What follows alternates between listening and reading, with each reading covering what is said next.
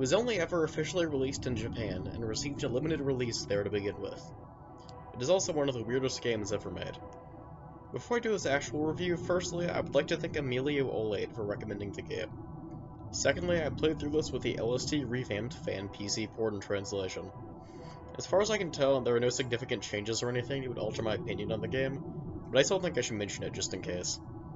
Thirdly, I will admit that I played through 50 of the game's available 365 days, but as far as I know, the game does not change significantly past these, and you will swiftly see why I did not play through all of this. With all of that out of the way, here is my actual review, finally.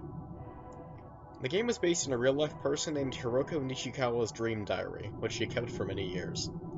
Based on this game, she appears to have been quite a troubled sleeper.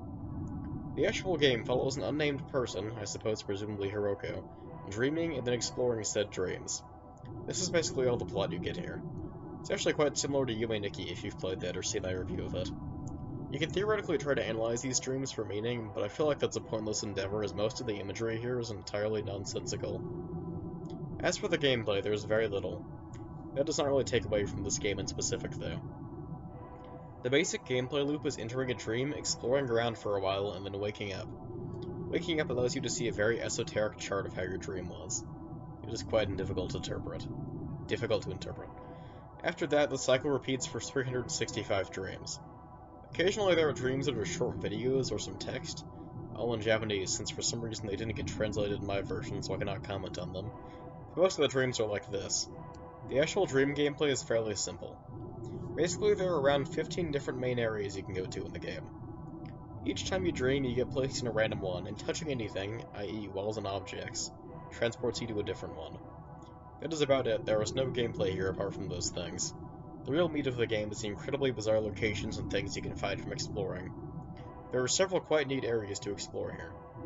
As you play for longer, the area's textures become increasingly psychedelic, which makes them even trippier to explore. This is by far one of the most off-putting games I've ever played. Even though it is not named after lysergic acid diethylamide, instead standing for a bunch of different things that make very little sense, I definitely get the feeling the developers did some drugs making this. It is a lot of fun to explore, for about an hour.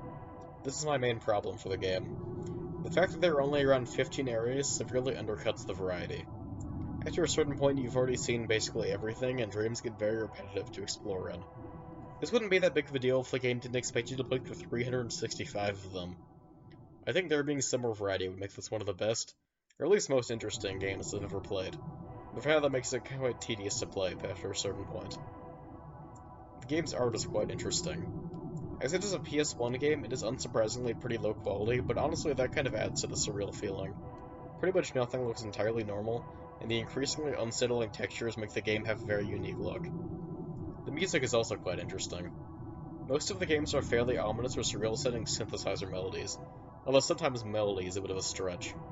They're never something I'd want to listen to outside the game, but in the context of the game, they are pretty good mood setters. In conclusion, LSD Dream Emulator is a very interesting game. Basically everything about it is great, but the small amount of content and repetitive gameplay keep it from being a super strong recommendation from me. If you want to play it, I would highly suggest using the LSD revamped PC port, as it works great. I would also suggest not beating it, but if it manages to stay fresh for you, that is cool. Anyways, thanks for watching.